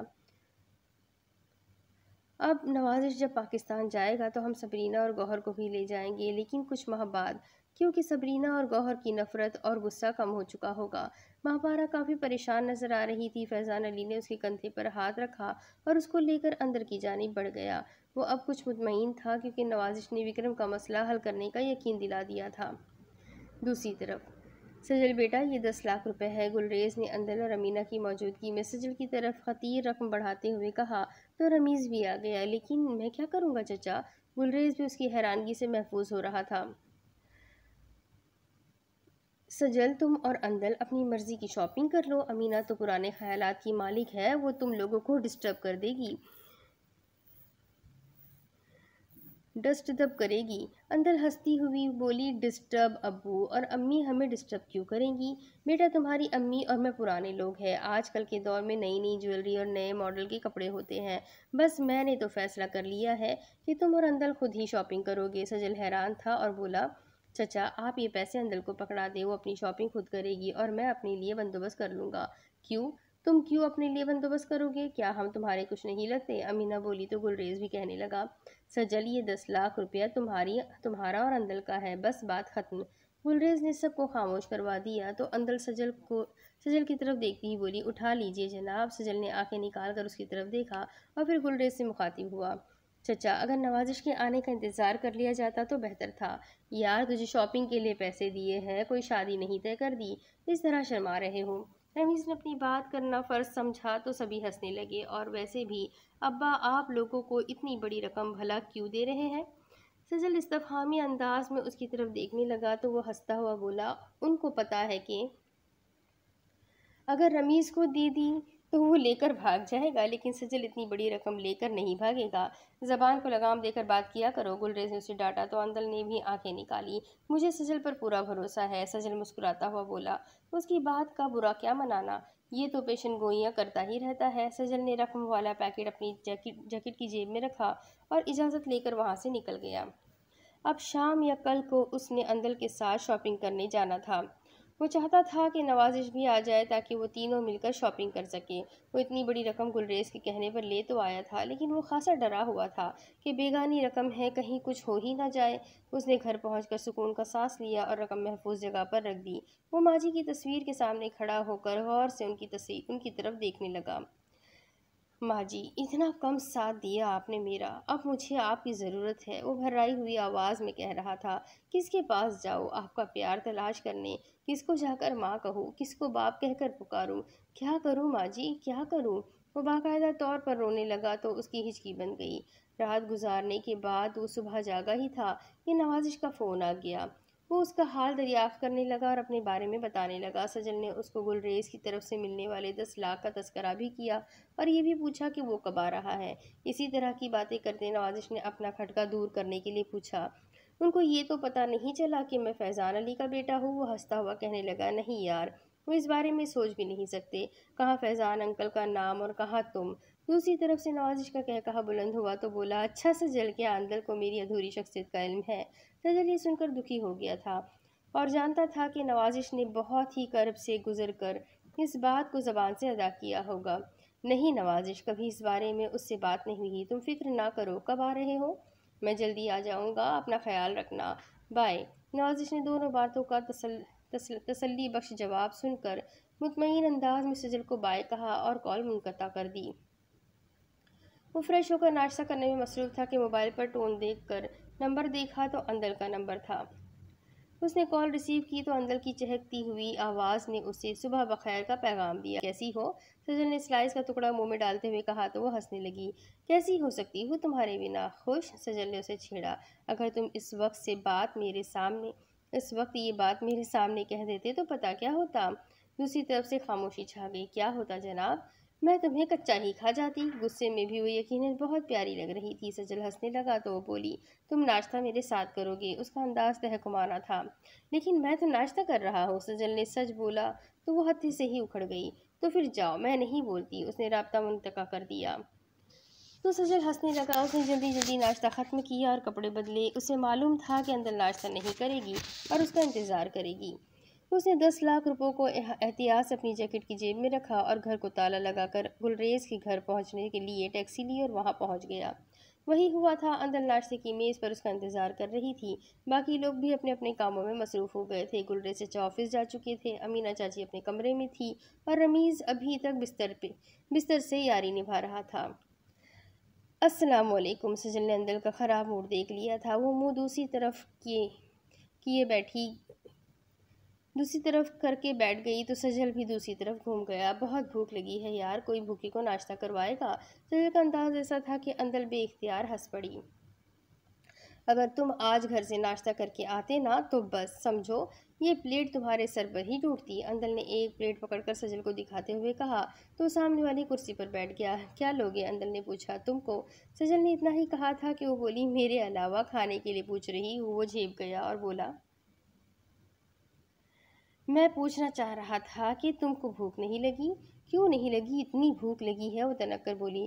آئی ایم سو سوری۔ سجل تعصب سے بولا، تم کر لیتی نا ناشتہ؟ تمہارے بغیر کیسے کر لیتی؟ اس نے سلائس پر جام لگایا اور سجل کی طرف پلیٹ میں رکھ کر بڑھاتی ہوئی بولی اور پھر سلائس کو جام لگانے لگی۔ میں تمہارے بغیر کھانا ناشتہ وغیرہ نہیں کر سکتی، سمجھے تم؟ جی میڈم، وہ کمال فرما برداری سے بولا تو اندل ہنسنے لگی۔ ناشتہ کر کے وہ فارغ ہوئے تو اندل بولی، تم اتنی دیر ٹی وی دیکھو، میں ذرا چینج کر لوں۔ وہ اندر کی طرف بڑھ گئی تو سجل نے ٹی وی آن کر لیا۔ وہ ریموٹ ہاتھ میں پکڑے مختلف چینلز دیکھنے لگا۔ اندل نے چینج کرنا تھا اور پھر ان دونوں کا پروگرام تھا کہ شاپنگ کے لیے چلیں گے کیونکہ مارکیٹیں بھی پوری طرح کھل چکی ہوگی۔ سجل سوچنے لگا کہ وہ کوشش کرے گا کہ ان 10 لاکھ روپوں سے اندل کو ہی شاپنگ کروا دے۔ اپنے لیے وہ شادی کے قریب نوازش کے ساتھ شاپنگ کر لے گا کیونکہ اسے اچھا نہیں لگتا تھا کہ وہ گلریز کے پیسوں سے شاپنگ کرے اور پھر نوازش کے آتے ہی اس کی جاب بھی پاکستان کی سب سے بڑی بزنس فرم میں ہو جانا تھا۔ اچھی خاصی تنخواہ ہوگی، وہ اچھی طرح شاپنگ کر سکے گا اور پھر اپنی طرف سے اندل کو بھی تو کچھ نہ کچھ تحفہ دینا تھا۔ وہ تحفہ اپنے دوست نوازش کی پسند سے خریدے گا کیونکہ نوازش محبت کو سمجھتا تھا۔ وہ ان جذباتوں کا اظہار جانتا تھا جن کے تحت محبت کو خراج بخشا جاتا ہے، کیونکہ اس نے لندن جیسے شہر میں رہتے ہوئے بھی پریٹی سے وہ محبت نبھائی تھی کہ جس کی مثال وہ آج تھا، اور پریٹی کی محبت کو عقیدت و احترام دینے کی خاطر ہی وہ وکرم سے اپنا انتقام لینے دوبارہ لندن پہنچا تھا۔ اس نے کبھی بھی پریٹی کو یہ محسوس نہ ہونے دیا تھا کہ وہ بھی اس سے روح کی گہرائی سے محبت کرتا ہے، اور یہی وجہ تھی کہ سجل اس کو محبت کا دیوتا تسلیم کرتا تھا اور دل سے نوازش کی قدر و عزت کرتا تھا۔ تقریباً 1 گھنٹے بعد اندل تیار ہو کر اس کے سامنے پہنچی تو وہ حیرت زدہ نظروں سے اس کی طرف دیکھنے لگا کیونکہ اندل تو کوئی حور یا پری لگ رہی تھی جو زمین پر اتر آئی تھی۔ وہ اس کو دیکھ کر بے اختیار ہو کر کھڑا ہو گیا۔ نظروں سے نظریں ملنے لگی تو دلوں کی دھڑکنوں نے اندر کی دنیا کو اتھل پتھل کرنا شروع کر دیا تھا۔ اندل کے ہونٹوں پر پھیلی ہوئی مسکان سجل کی نیت میں فطور بھر رہی تھی۔ وہ چاہتا تھا کہ وہ پھر سے وہ ابھی اندل کو گلے لگا لے اور کہے کہ آج کے بعد تم مجھ سے جدا ہوگی تو میں مر جاؤں گا۔ ان ہونٹوں کو گلاب کی پنکھڑیوں کی طرح ادکھلا نہ چھوڑا کرو۔ ان آنکھوں کو کاجل کی ضرورت نہیں ہے لیکن پھر بھی لگا لیتی ہو تو خیال رہے کہ جھیل اپنی گہرائی پر شرما جائے گی۔ کالی اور سیاہ زلفوں کو اس طرح کھلا نہ چھوڑا کرو ورنہ گھٹائیں برسنا بھول جائے گی۔ گلابی اور بھرے بھرے گال اگر گلشن دیکھ لے تو اپنی رعنائیاں بھول کر تمہارا ہی متی ہو جائے اور چاند اپنی چاندنی کے ہالے سے نکل کر تمہارا دیدار کرنے کے لیے تمہارے گھر کی منڈیر پر ہی ٹکٹکی لگا کر بیٹھ جائے اور تارے تمہارے حسن سے روشنی مانگنے لگے۔ وہ اندر کو یہ سب کچھ کہہ تو نہ پایا مگر دل کو دل سے راہ ہوتی ہے۔ سجل نے کچھ بھی نہ کہا تھا اور اندل نے سب کچھ اس کی آنکھوں میں ہی پڑھ لیا تھا۔ کیا دیکھ رہے ہو سجل؟ اندل کی کوئل جیسی آواز نے اس کو چونک کر خیالات کی بستی سے واپس آنے پر مجبور کر دیا تھا۔ وہ ایک ٹھنڈی آہ بھرتا ہوا بولا، سب رعنائیاں سب شوخیاں کیوں تجھ میں ہی بھر دی، کھل نہ سکا یہ راز مجھ پر قدرت کے اسرار کا۔ اندل شرما گئی تو پھر بولا، کیا تمہیں چھو کر دیکھ لوں؟ اندل دل کی دھڑکنوں پر قابو پاتی ہوئی بولی، سجل اندل تمہاری ہے، صرف تمہاری۔ اس نے مخمور انداز میں آنکھیں بند کر لی تو وہ 2 قدم پیچھے ہو کر کھڑا ہو گیا اور ہاتھ باندھ کر اس کو محبت سے دیکھنے لگا۔ وہ سنگ مرمر سے بھی زیادہ حسین اور چاند سے بھی زیادہ خوبصورت لگ رہی تھی۔ سجل کا دل چاہتا تھا کہ وہ اس کا مجسمہ بنا لے، اس کی پوجا شروع کر دے اور اس کو بس دیکھتا ہی رہے۔ اندل نے مخمور آنکھوں کو کھول کر دیکھا تو سامنے سجل بت بنا کھڑا اس کو یک ٹک دیکھے ہی جا رہا تھا۔ نظر لگانی ہے؟ وہ کمال ادا سے بولی تو وہ ہونٹوں پر مسکان سجاتا ہوا بولا، اندل اگر تمہیں ہاتھوں سے چھو تو تمہارا حسن میلا ہونے کا خطرہ ہے، اگر آنکھوں سے دیکھتا رہوں تو دل بغاوت کرتا ہے کہ تمہاری پرستش شروع کر دوں، اگر دماغ سے تمہیں پوچھنے کا خیال نکال دوں تو دھڑکنیں بے ترتیب ہو کر مجھ سے بغاوت کرتی ہے، اگر دل کی آواز پر تمہیں دیوی بنا کر من کے مندر میں پوجا کے لیے رکھ لوں تو یہ معاشرہ مجھے کافر کہے گا۔ وہ 2 قدم آگے بڑھایا اور اندل کو ہاتھوں سے پکڑتا ہوا بولا، اندل مجھے کس امتحان میں ڈال دیا ہے تم نے؟ کیا مجھ سے بہت پیار کرتے ہو؟ وہ اپنا سر اس کے سینے سے ٹکاتی ہوئی بولی، خود سے بھی زیادہ کہوں تو یہ پیار کی توہین ہوگی، تم میری جان ہو اور میں تمہیں تم سے بھی زیادہ چاہتا ہوں اندل۔ اندل کو محسوس ہونے لگا کہ وقت تھم گیا ہے۔ سجل کا ساتھ اور اس کے بدن سے مہکنے والی خوشبو نے اندل کو مدہوش کر دیا تھا۔ اندل وہ اتنا ہی کہہ پائی تھی، چلے ان لمحوں کو سمیٹ تو لینے دو سجل۔ نہیں، ان لمحوں کو بچا کر رکھو، یہ میری امانت ہے۔ سجل بولا تو وہ آنکھیں اوپر کر کے اس کی طرف دیکھنے لگی۔ چلے دونوں ایک دوسرے کو مخمور اور پیار بھری نظر سے دیکھتے ہوئے گھر سے باہر نکلے تو پورس سے اندل نے گاڑی نکالی اور باہر لا کر سجل کے پاس کھڑی کر دی اور خود باہر نکل آئی۔ وہ حیرانگی سے بولا، کیا ہوا؟ باہر کیوں آ گئی ہو؟ گاڑی تم چلاؤ گے اور میں تمہارے پہلو میں بیٹھوں گی۔ اندل اگلی طرف کا دروازہ کھول کر بیٹھ گئی تو سجل مسکراتا ہوا ڈرائیونگ سیٹ پر بیٹھتا ہوا بولا، اگر تم اس سیٹ پر ہوتی تو پھر بھی میرے پہلو میں ہی ہوتی؟ نہیں، پھر میں گاڑی چلانے میں بزی ہوتی، اب تمہیں دیکھتی رہوں گی۔ نظر نہ لگا دینا جناب، بندہ پہلے ہی حسن کی تپش سے جل رہا ہے۔ سجل کے الفاظ بھی اندل کی تعریف میں تھے۔ اب چلے، یہ رات یہیں کرنی ہے۔ اندل نے اس کی چٹکی کاٹی تو مسکراتا ہوا اوہ کرتا ہوا گاڑی کو بھگا کر باہر مین روڈ پر لے آیا۔ پہلے جیولری خریدنے کا فیصلہ کرتے ہوئے جیولرز مارکیٹ میں پہنچے تو اندل نے ایک دکان کی طرف اشارہ کیا اور سجل نے گاڑی خالی جگہ پر پارک کر دی اور بولا، تم اندر چلو، میں گاڑی میں ہی رقم کو اس طرح کر لوں کہ وہاں پورے پیسے نہ نکالنے پڑے۔ اندل اوکے کہتی ہوئی گاڑی سے اتری اور دکان میں گھس گئی مگر ابھی سجل نے جیکٹ کو ہاتھ لگایا ہی تھا کہ 2 اجنبی جوان اس کی گاڑی کا اگلا اور پچھلا دروازہ کھول کر اس کے ساتھ اور پیچھے بیٹھ گئے۔ دونوں نے ریوالور نکال کر سجل کی کنپٹی اور پسلی پر لگا دی۔ وہ اس اچانک اور پریشان کن صورتحال کو سمجھ نہ پایا اور بولا، یہ کیا بدتمیزی ہے اور کون ہو تم؟ بکواس بند رکھو اور گاڑی واپس موڑو ورنہ ابھی پسلی اور کھوپڑی میں چھید کر دیں گے۔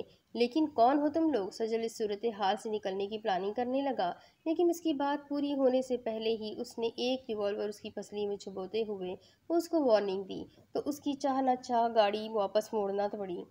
اس نے ٹرن لیتے ہوئے دیکھا کہ اندل حیرانگی سے دکان سے باہر نکل رہی تھی اور سجل کی اس طرح واپس جانے پر وہ پریشان بھی دکھائی دے رہی تھی۔ سجل اس کو کوئی بھی اشارہ کر کے ان گنڈوں اور ڈاکوؤں کو اس کی طرف متوجہ نہ کرنا چاہتا تھا۔ तेज तेज तेज चलाओ गाड़ी। पीछे वाले ने रिवॉल्वर का दबाव उसकी कनपट्टी पर बढ़ाया तो सजल ने गाड़ी की रफ्तार तेज कर दी। वो शहर में ही थे कि साथ वाले ने हुक्म दिया कि गाड़ी सड़क के एक तरफ रोक लो। सजल हैरान था कि अभी तक उन्होंने उससे रकम, मोबाइल या फिर गाड़ी का मुतालबा क्यों नहीं किया था, लेकिन गाड़ी एक तरफ रोकते ही उसके दिमाग ने उसका साथ छोड़ना शुरू कर दिया, क्योंकि सामने से वही गुंडे जो कि उनके साथ झगड़ा करके नवाजिश को अस्पताल पहुंचा चुके थे आ रहे थे। सजल समझ गया कि पुलिस उनको पकड़ कर ले गई थी और अब ये न जाने कब से सजल का पीछा कर रहे थे। रिवॉल्वर का दस्ता उसकी कनपट्टी पर पड़ा और उसकी आंखों के सामने तारे से नाचने लगे और फिर उसको होश ही न रहा कि वो कहाँ है। उसके शऊर में आखिरी बात यही थी कि ये उसकी जेब से रकम निकाल कर गाड़ी छीनेंगे और उसको किसी सुनसान जगह पर फेंक देंगे। अब इसके आगे की कहानी मैं आपको अगली किश्त में सुनाती हूँ कि अब आगे क्या होगा, कौन बचाएगा सजल को, क्या सजल इन गुंडों से बच पाएगा या कोई उसे बचाने आएगा। ये आगे की कहानी जानने के लिए मेरे साथ बने रहें, चैनल को सब्सक्राइब कर ले, बेल आइकन को ज़रूर दबा दें और अगर आपको वीडियोस पसंद आ रही है तो लाइक ज़रूर कर दें और अपने कॉन्टेक्ट्स में शेयर भी ज़रूर कर दें।